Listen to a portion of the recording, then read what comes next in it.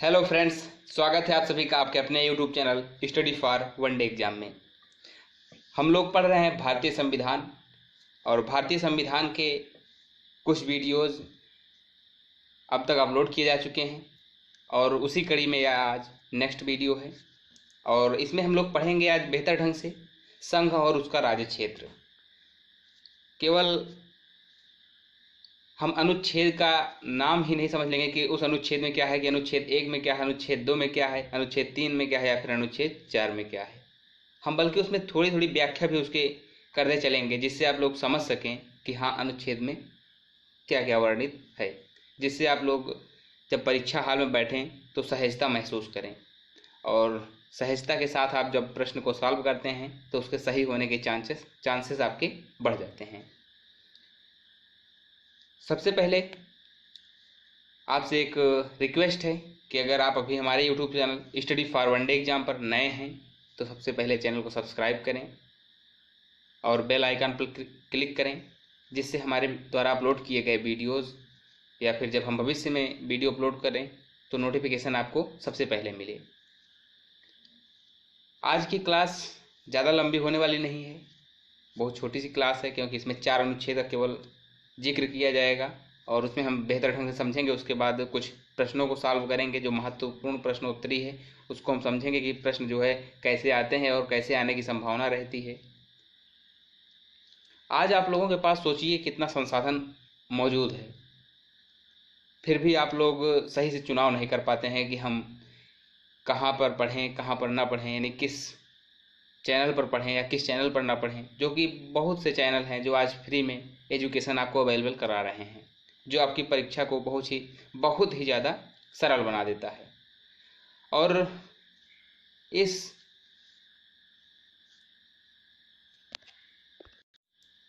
Digital युग की दौड़ में पता नहीं कितने ऐसे प्लेटफॉर्म आ गए हैं जिसमें कंटेंट तो अवेलेबल करा दिए गए हैं, बशर्ते गैर ज़रूरी कंटेंट। आपको उनसे पढ़ने के बाद कोई निष्कर्ष निकलने वाला नहीं है। आप 2 दिन 4 दिन उसको पढ़ेंगे, आपको अच्छा लगेगा कहानी की तरह, और उसको भूल जाएंगे। आप उसमें अपना केवल समय के साथ साथ ऊर्जा भी वेस्ट करेंगे। तो मैं ये नहीं चाहता कि आप लोग जो है अपनी समय और ऊर्जा को बर्बाद करें। तो उसके लिए हमने जो है बहुत ही मेहनत करके इम्पॉर्टेंट जो कंटेंट है उनको छांट करके आपके लिए PDF तैयार किया और उसके बाद उसी को अब हम पढ़ने वाले हैं। सोचिए आज आपके पास संसाधन इतने ज़्यादा हैं, फिर भी आप लोग पढ़ने से कभी न कभी कतराते रहते हैं, कहीं ना कहीं किसी न किसी रूप में। फिर जब कभी पढ़ने बैठते हैं तो 2-4 मिनट 10 मिनट पढ़ने के बाद जो है ऊब जाते हैं। सोचिए वह समय क्या रहा होगा जब कलाम साहब पढ़ने के लिए उनके अंदर जिज्ञासा थी, लेकिन उनके पास संसाधन नहीं थे। संसाधनों की अपर्याप्तता के कारण वो अपनी सोचिए किस तरीके से पढ़ाई पूरा किया उन्होंने, बचपन में ही किस तरीके से कैरियर उन्होंने शुरू किया और जो है वो अखबार बेचना शुरू किए केवल अपनी पढ़ाई को लेकर। तो सोचिए आज जो है अगर आप कलाम साहब से अगर कंपेयर करें, तब संसाधन नहीं थे फिर भी कोई पढ़ने के लिए इतना आतुर था कि अखबार बेचकर भी पढ़ाई करने के लिए तैयार था। और आज आपके पास इतने संसाधन मौजूद हैं, फिर भी अगर आप पढ़ने से डर रहे हैं तो कहीं ना कहीं इसको आपको बदलना होगा अगर आप सक्सेस होना चाहते हैं। तो बाद में अगर बात की जाए, पढ़ाई के बाद जो सफलता मिलती है उसका आनंद ही कुछ और होता है। कहीं ना कहीं अगर देखा जाए तो डॉक्टर कलाम जब पढ़ लिख कर एक अच्छे व्यक्ति बने, उसके बाद जो है उन्होंने अपना रास्ता बहुत ही संघर्षों के साथ तय किया और अंत में वो भारत के राष्ट्रपति भी रहे। उनसे आपको यह सीख लेना चाहिए कि जिस व्यक्ति के पास संसाधन नहीं होता है फिर भी वह तरक्की कर सकता है। तो आज आपके पास संसाधन है, आज आपके पास डिजिटल फ़ोन है, तभी आप जो है ये वीडियो देख पा रहे हैं। तो आशा करता हूँ आप लोग जो है पढ़ेंगे और आगे बढ़ेंगे। तो इसी कड़ी में आज हम अब शुरू कर रहे हैं अपना ये क्लास, संघ और उसका राज्य क्षेत्र। संघ और राज्य क्षेत्र का उल्लेख जो है भारतीय संविधान के भाग 1 में किया गया है और इस भाग में अनुच्छेद 1 से लेकर 4 तक अनुच्छेद का वर्णन किया गया है। इसमें और कुछ नहीं दिया हुआ है, केवल भाग 1 में यही दिया हुआ है कि भारत संघ और इसके क्षेत्र के बारे में क्या क्या उल्लेखित है। तो आइए एक एक अनुच्छेद को छोटे छोटे एक एक लाइन में समझने का प्रयास करते हैं, जिससे आप लोग जो है परीक्षा में आसानी से उसको रिकॉल कर पाएँ और अच्छी तरीके से सॉल्व कर पाएँ प्रश्नों को। अनुच्छेद 1, आपका अनुच्छेद 1 कहता है कि भारत अर्थात इंडिया राज्यों का संघ होगा। प्रश्न यहीं से पूछ लिया जाता है। आमतौर पर आपको जब प्रश्न देखने को मिलेगा परीक्षा हाल में, तब या फिर पूछेगा कि संघ और उसके राज्य क्षेत्र का उल्लेख किस भाग में किया गया है, तो भाग 1 में किया गया है। और कई बार तो ऐसे ही प्रश्न पूछा जा चुका है कि भारत अर्थात इंडिया राज्यों का संघ होगा, किस अनुच्छेद में ऐसा लिखा गया है, तो अनुच्छेद 1 में लिखा गया है। इसके साथ ही अनुच्छेद 1 में जो है और क्या उल्लेखित होता है, तो उसमें जो है भारत अर्थात इंडिया राज्यों का संघ होगा, तो राज्यों के संघ में वो राज्य कौन कौन से शामिल होंगे इसका भी उल्लेख होता है और उनकी सूचियाँ भी होती हैं। वर्तमान में अगर बात की जाए तो इस अनुसूची में जो है अगर देखा जाए तो एक तरह से 28 राज्य और 9 केंद्र शासित प्रदेश शामिल हैं। जम्मू कश्मीर अभी हाल ही में अलग हुआ है, मतलब कि इसके 2 पार्ट बना दिए गए हैं, जम्मू कश्मीर और लद्दाख, जो कि दोनों अब यूनियन टेरिटरीज होंगी आपकी, यानी कि केंद्र शासित प्रदेश होंगे। और उसके साथ जो है अभी तक जो 29 राज्यों की संख्या थी, उसी के साथ वो कम होकर के 28 हो गई और 7 केंद्र शासित प्रदेश से बढ़कर के 9 केंद्र शासित प्रदेश हो गए। ये आपको अनुच्छेद 1 में ही ये सब उल्लेख मिलेगा। और संघ राज्य क्षेत्र के जो संचालन के लिए जो वहाँ पर शासनाधिकारी नियुक्त होता है, तो उसकी नियुक्ति राष्ट्रपति करता है। इसका भी उल्लेख जो है अनुच्छेद 1 में ही किया गया है। प्रशासक के माध्यम से वहाँ का संचालन किया जाता है, क्योंकि अधिकांश जो केंद्र शासित प्रदेश हैं वहाँ पर मुख्यमंत्री नहीं हैं, तो जिस कारण वहाँ पर प्रशासक की आवश्यकता होती है और प्रशासक की भूमिका के अंतर्गत ही वहाँ का संचालन होता है। तो ये कुछ इम्पॉर्टेंट फैक्ट्स हैं जिनको आपको एक तरह से कहा जाए माइंड में बिठा लेना चाहिए। प्रश्न इससे मतलब इससे भी पूछा जा सकता है इनडायरेक्टली कि प्रशासकों का या फिर कहा जाए कि केंद्र शासित प्रदेशों में संचालन के लिए प्रशासकों का उल्लेख किस अनुच्छेद में किया गया है, तो भी अनुच्छेद 1 में ही किया गया है। आइए देखते हैं अनुच्छेद 2 के बारे में। अनुच्छेद 2 कहता है हमारा, संसद विधि द्वारा संघ में नए राज्यों का प्रवेश या उसकी स्थापना कर सकेगी। सबसे इंपॉर्टेंट शब्द यहाँ पर संसद। संघ में अगर किसी नए राज्य को शामिल करना है तो उसके लिए जो नियम बनाएंगे, जो कानून बनाएंगे, वो जो है संसद ही बनाएगी। ठीक, ये जो प्रावधान किया गया है। और अनुच्छेदों में कहा गया है कि संसद विधि द्वारा संघ में नए राज्यों का प्रवेश या उसकी स्थापना कर सकेगी। ये हो गई कुछ बात। इसी के तहत जो है 35वें संविधान संशोधन द्वारा सिक्किम को भारत का संयुक्त राज्य बनाया गया था, जो कि बाद में 36वें संविधान संशोधन द्वारा सिक्किम को एक संघ राज्य के रूप में दर्जा दिया गया था इसी अनुच्छेद के द्वारा। ठीक, तो ये रही कुछ महत्वपूर्ण बातें अनुच्छेद 2 संबंधित। अब अनुच्छेद 3 की बात करते हैं। अनुच्छेद 3 हमारा जो कहता है, अनुच्छेद 3 यही कहता है कि संसद को किसी राज्य में से उसका राज्य क्षेत्र अलग करके अथवा 2 या 2 से अधिक राज्यों को या राज्यों के भागों को मिलाकर अथवा किसी राज्य क्षेत्र को किसी राज्य के भाग के साथ मिलाकर नए राज्य का निर्माण करने की शक्ति प्राप्त है। मीन्स अनुच्छेद 2 आपका कहता था कि संसद विधि द्वारा संघ में नए राज्यों का प्रवेश या उसकी स्थापना कर सकेगी, नए राज्यों का।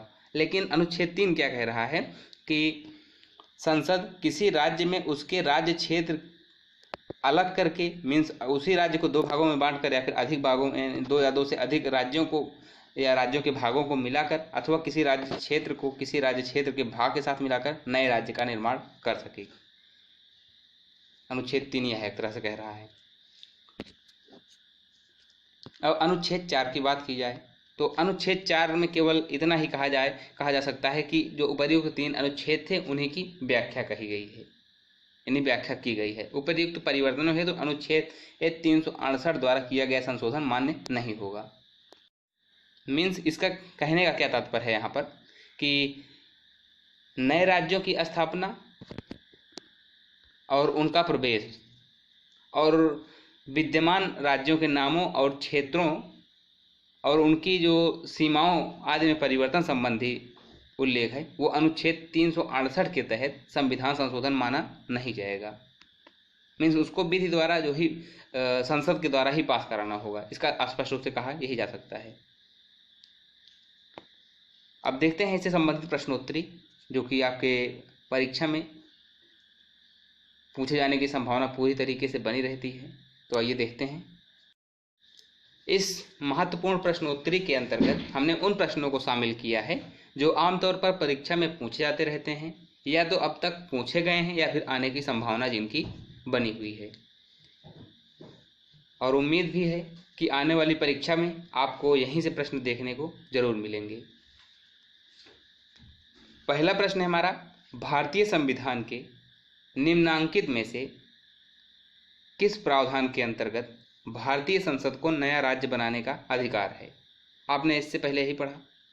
अनुच्छेद 1, अनुच्छेद 2, अनुच्छेद 3 या फिर अनुच्छेद 4। हमने देखा था कि अनुच्छेद 1 में कहा गया भारत अर्थात इंडिया राज्यों का संघ होगा, और अनुच्छेद 2 में कहा गया कि संसद विधि द्वारा संघ में नए राज्यों का प्रवेश या उसकी स्थापना कर सकेगी, यानी विधि के द्वारा नए राज्यों के प्रवेश जो है संसद करती है।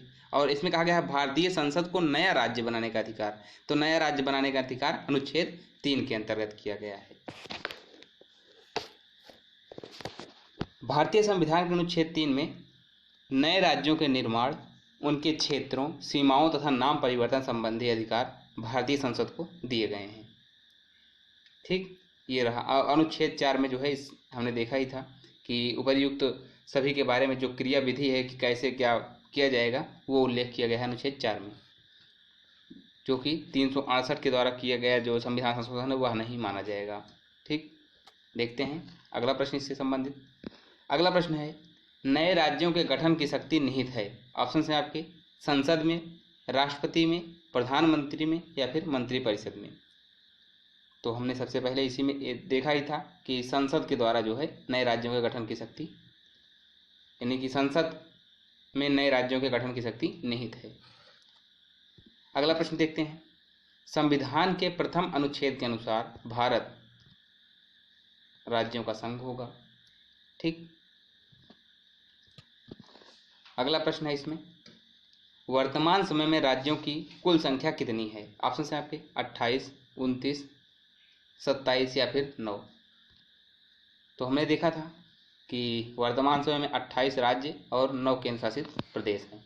ठीक, तो 28 राज्य यहाँ पर सही हो जाएगा, ऑप्शन आपका ए। देखते हैं अगला प्रश्न। अगला प्रश्न है हमारा, निम्नलिखित में से कौन संघ राज्य क्षेत्र नहीं है? ऑप्शन है आपके लद्दाख, अंडमान निकोबार द्वीप समूह, दमन और दीव या फिर गोवा। बिल्कुल गोवा ही इसमें सही आंसर हो जाएगा। बाकी सभी जो है यूनियन टेरिटरीज हैं गोवा को छोड़कर। गोवा जो है एक पूर्ण राज्य है। अगला प्रश्न है हमारा, किस संविधान संशोधन द्वारा दिल्ली को राष्ट्रीय राजधानी क्षेत्र का दर्जा दिया गया? ऑप्शन है आपके 67वां, 69वां, 68वां या फिर 70वां। तो इसमें जो सही आंसर हो जाएगा वो हो जाएगा आपका 69वां। इसके बारे में हमने नहीं पढ़ा था तो फिर भी हम समझ लेते हैं। 69वां संविधान संशोधन जो हुआ था वो 1991 में हुआ था, जिसके अंतर्गत जो है राजधानी दिल्ली को संघ राज्य की श्रेणी में कायम रखते हुए इसके लिए एक विधानसभा और मंत्रिपरिषद का उपबंध किया गया, और साथ ही संघ राज्य क्षेत्र दिल्ली को राष्ट्रीय राजधानी क्षेत्र का दर्जा दिया गया। ये है संबंधित कुछ महत्वपूर्ण बातें थी जो आपसे एग्जाम में पूछे जाने की संभावना भी है। आशा करता हूँ आप लोगों ने वीडियो का एंजॉय किया होगा, और इसी तरीके से आप आने वाली वीडियोज में भी बने रहेंगे और देखते रहेंगे, जिससे आपका ज्ञानवर्धन होता रहेगा। मिलते हैं नेक्स्ट वीडियो में। जाने से पहले एक बार फिर से आपसे निवेदन है कि अगर अभी तक आपने यूट्यूब चैनल को सब्सक्राइब नहीं किया हमारे, तो study for one day exam को एक बार सब्सक्राइब जरूर करें और अपने फ्रेंड्स से भी सब्सक्राइब करवाएं। मिलते हैं नेक्स्ट वीडियो में, तब तक के लिए नमस्कार।